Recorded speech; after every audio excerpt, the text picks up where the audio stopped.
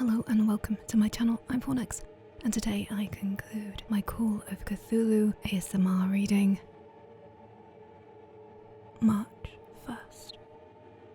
Our February 28th, according to the international dateline, the earthquake and storm had come. From Dunedin, the alarm and her nascent crew had darted eagerly forth, as if imperiously summoned. And on the other side of the world, poets and artists had begun to dream of a strange, dank, cyclopean city, whilst a young sculptor had moulded in his sleep the form of the dreaded Cthulhu.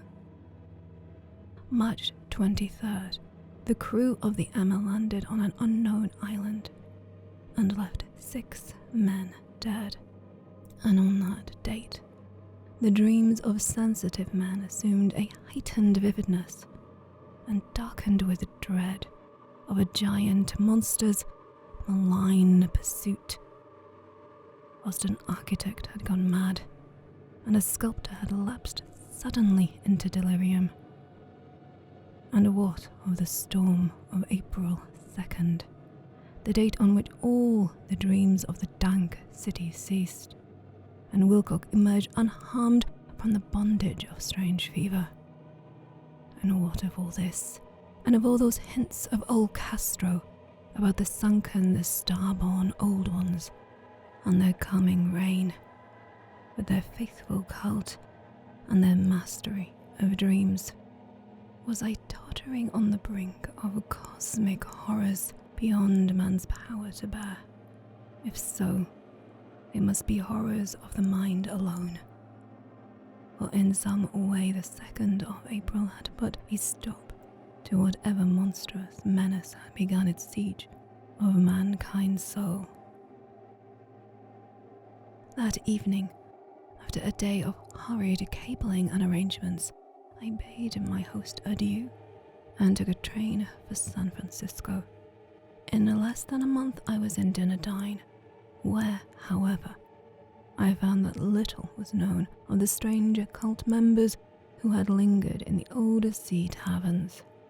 Waterfront scum was far too common for special mention, though there was vague talk about one inland trip these men had made, during which faint drumming and red flame were noted on the distant hills.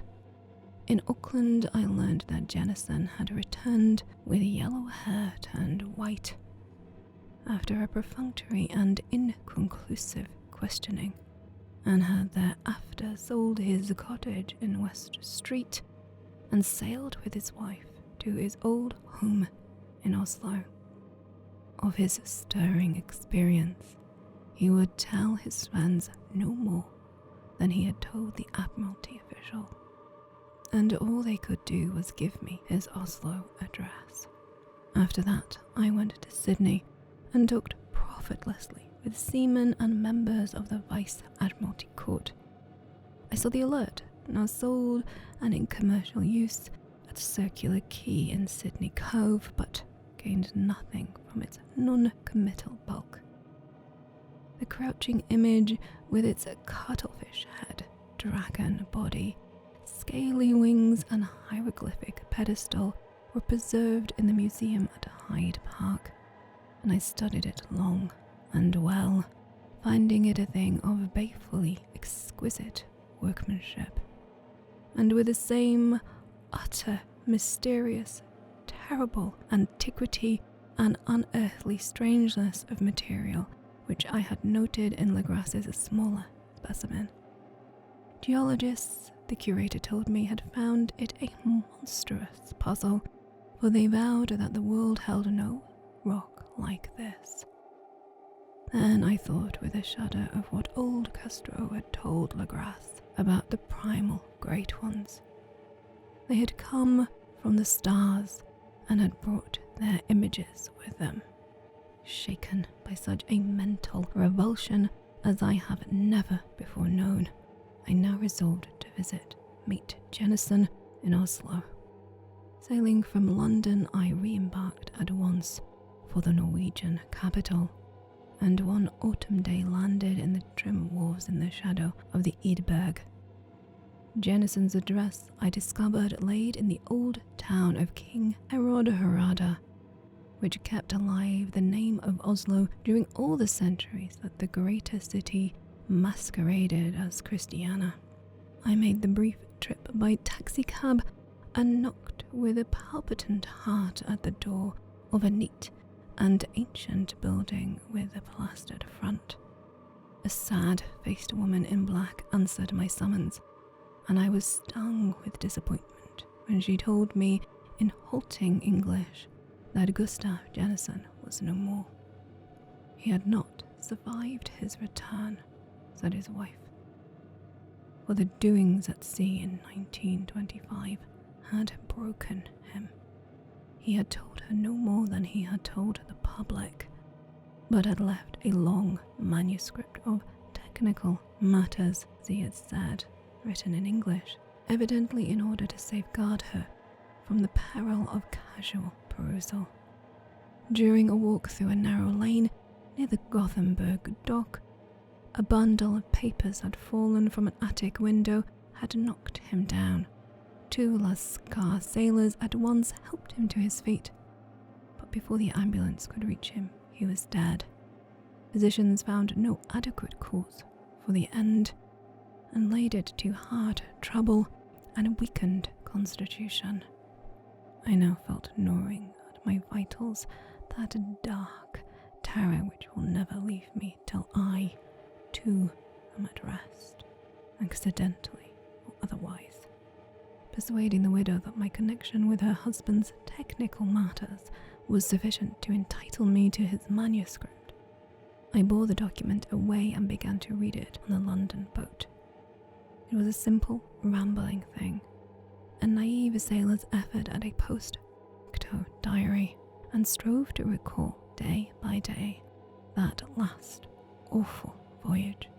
I cannot attempt to transcribe it verbatim in all its cloudiness and redundance, but I will tell you it's just enough to show why the sound of the water against the vessel's sides became so unendurable to me that I stopped my ears with cotton. Jonasson, thank God, did not know quite all, even though he saw the city and the thing. But I will never sleep calmly again when I think of the horrors that lurk ceaselessly behind life in time and in space, and of those unhallowed blasphemies from elder stars which dream beneath the sea, known and favoured by a nightmare cult ready and eager to loose them on the world whenever another earthquake shall heave their monstrous stone city again to the sun and air. Jennison's voyage had begun just as he had told it to the Vice-Admiralty. The Emma in ballast had cleared Orkney on February 20th and had felt the full force of that earthquake-born tempest which must have heaved up from the sea bottom the horrors that filled men's dreams. Once more under control, the ship was making good progress when laid up by the Alert on March 22nd, and I could feel the mate's regret as he wrote of her bombardment and sinking. Of the swarthy cult fiends on the Alert he speaks with significant horror. There was some peculiar, abominable quality about which made their destruction seem almost a duty, and Jennisson shows ingenious wonder at the charge of ruthlessness brought against his party during the proceedings of the court's inquiry. Then, driven ahead by curiosity in their captured yacht, under Jennison's command, the men sight a great stone pillar sticking out of the sea, and in a southern latitude 47.9, western 126.43, come upon a coastline of mangled mud, ooze, and weedy cyclopean masonry, which can be nothing less than the tangible substance of the earth's supreme terror, the nightmare corpse city of Arlai, that was built in measureless eons behind history by the vast loathsome shapes that seeped down from dark stars. There lay great Cthulhu and his hordes, hidden in green slimy vaults, and sending out at last, after cycles incalculable, the thoughts that spread fear to the dreams of the sensitive, and called imperiously to the faithful to come on a pilgrimage of liberation and restoration. All this Jonathan did not suspect, but God knows he soon saw enough. I suppose that only a single mountaintop, the hideous monolith-crowned citadel whereupon great Cthulhu was buried, actually emerged from the water. When I think of the extent of all that may be brooding down there, I almost wish to kill myself forthwith. Jonathan and his men were awed by the cosmic majesty of this dripping Babylon of elder demons, and must have guessed without guidance that it was nothing of this or any sane planet. Awed at the unbelievable size of the greenish stone box, at the dazzling heights of the great carven monolith, and at the stupefying identity of the colossal statues and bas-reliefs with the queer images found in the shrine on the alert, is purgantly visible in every line of the mate's frightened description. Without knowing what futurism is, Jonathan achieved something very close to it when he spoke of the city, for instead of describing any defined structures or buildings, he dwelt only on the broad impressions of vast angles and stone surfaces too great to belong to anything right or proper from this earth, and empressed with horrible images and hieroglyphics. I mention his talk about angles because it suggests something Wilcock had told me of his awful dreams. He said that the geometry of the dream place he saw was abnormal, non-Euclidean, and loathsomely redolent of spheres and dimensions apart from ours. Now an unlettered seaman felt the same thing whilst gazing at the terrible reality. Jonathan and his men landed at a sloping mud bank on this monstrous acropolis, and clambering slipperily up over the Titan oozy blocks, which could have been no mortal staircase.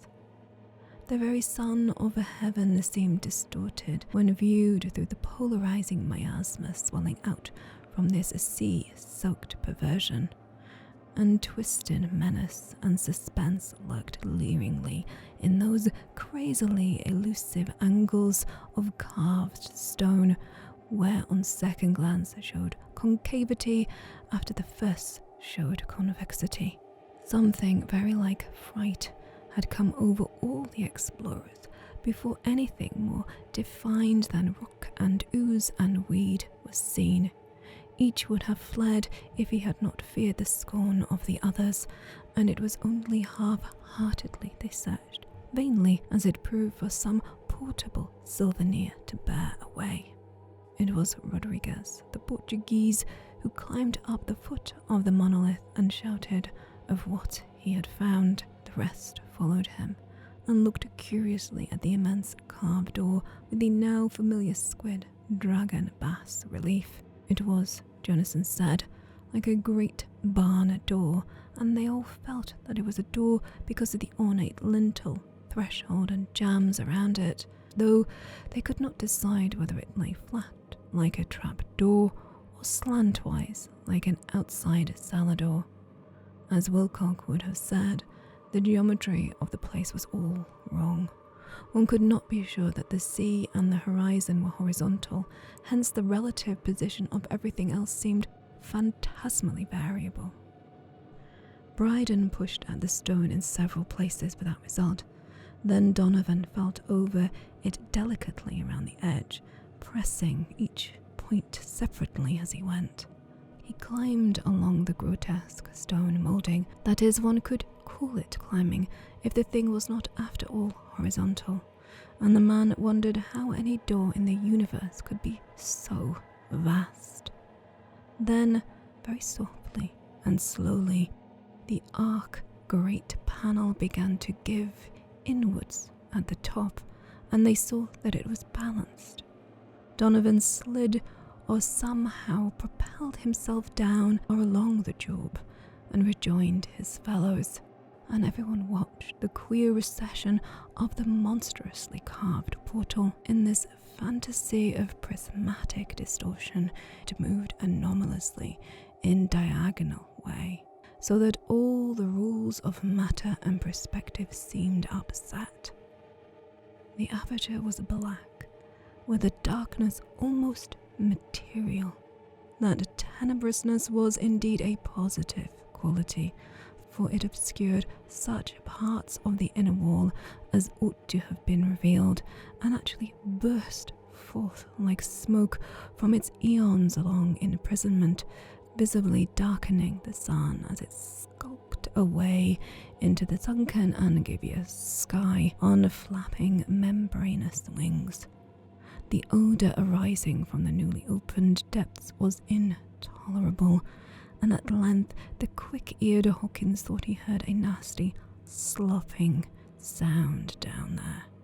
Everyone listened, and everyone was listening still when it lumbered slobberingly into sight and gropingly squeezed its gelatinous great immensity through the black door into the tainted outside air of that poison city of madness. Jonas's handwriting almost gave out when he wrote of this. Of the 6 men who never reached the ship, he thinks 2 perished of pure fright at that accursed instant. The thing cannot be described. There is no language for such abysm of shrieking and immemorial lunacy, such eldritch contradictions of all matter, force, and cosmic order. A mountain walked or stumbled.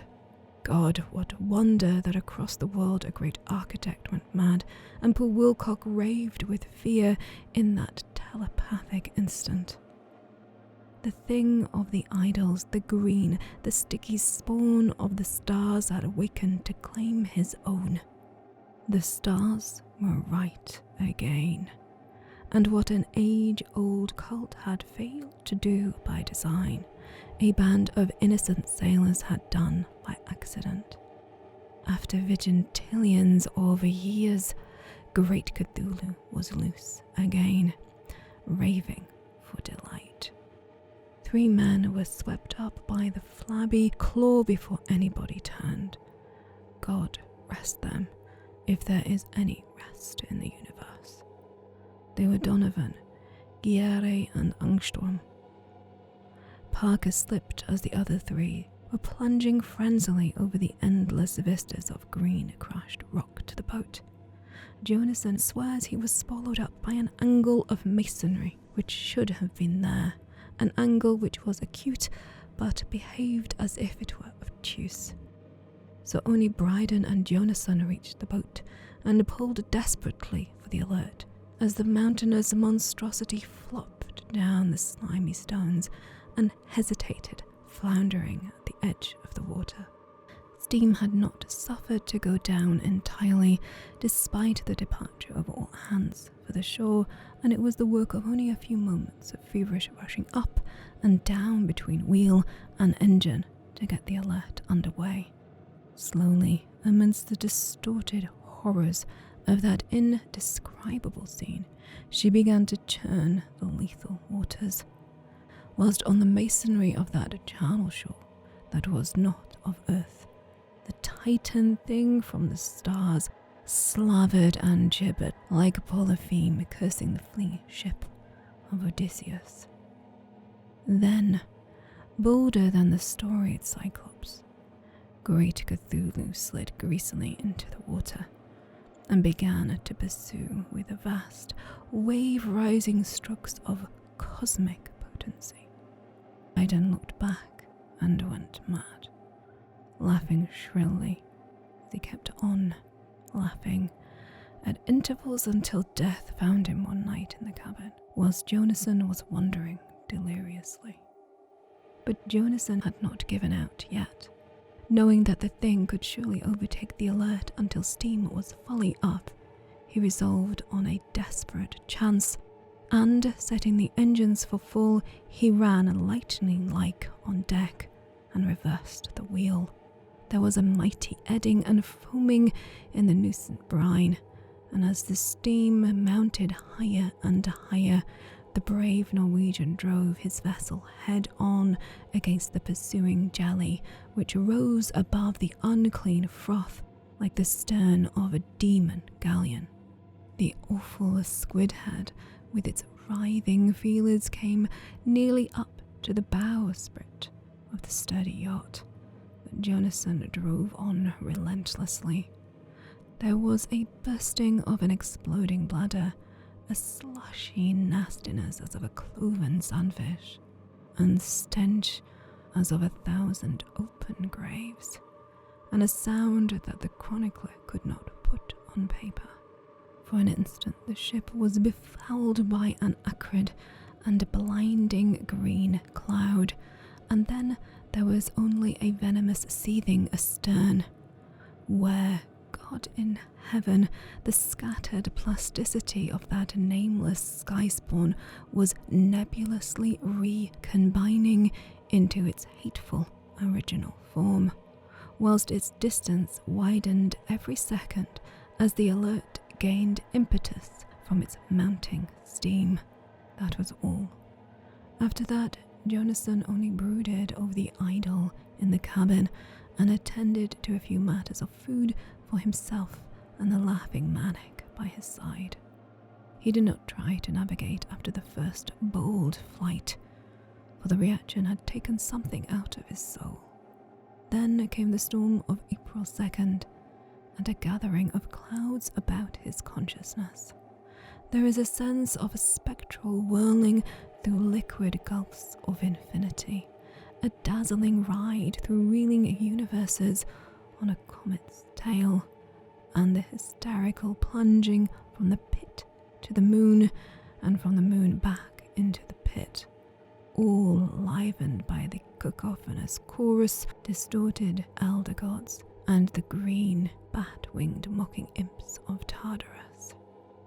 Out of that dream came rescue, the Vigilant, the Admiralty Court, the streets of Dynodine, and the voyage back home to the old house by the Eidberg. He could not tell. They would think him mad. He would write of what he knew before death came, but his wife must not guess. Death would be a boon if only it would blot out the memories. That was the document I read, and now I have placed it in the tin box beside the bas-relief and the papers of Professor Angell. With it shall go this record of mine, the test of my own sanity, wherein is pieced together that which, I hope, may never be pieced together again. I have looked upon all that the universe has to hold of horror, and even the skies of spring and the flowers of summer must ever afterwards be poison to me. But I do not think my life will be long. As my uncle went, as poor Jonathan went, so I shall go. I know too much, and the cult still lives. Cthulhu still lives too, I suppose, again in that chasm of stone which has shielded him since the sun was young. His accursed city is sunken once more, for the Vigilant sailed over the spot after the April storm, but his ministers on earth still bellow and prance and slay around idol-capped monoliths in lonely places. He must have been trapped by the sinking whilst within his black abyss, or else the world by now would be screaming with fright and frenzy. Who knows the end?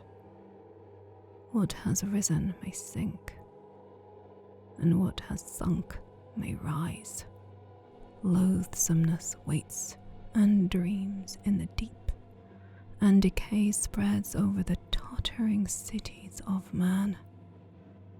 A time will come, but I must not, cannot think. Let me pray that if I do not survive this manuscript, my executors may put caution before audacity and see it meets no other eye.